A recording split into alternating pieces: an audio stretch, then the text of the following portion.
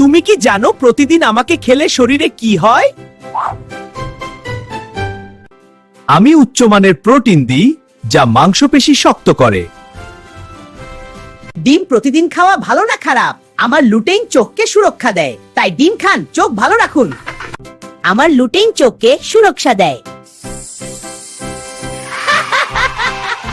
আমি তোমাকে সারাদিন এনার্জি দিই। আমি ভিটামিন B12, ডি আর মিনারেলে ভরপুর। সকালে আমাকে খেলে পেট ভরা থাকে যে। কিন্তু বেশি খেলে কোলেস্টেরল বাড়তে পারে। সাধারণ সুস্থ মানুষ প্রতিদিন একটা ডিম খেতে পারে। সাধারণ সুস্থ মানুষ প্রতিদিন একটা ডিম খেতে পারে।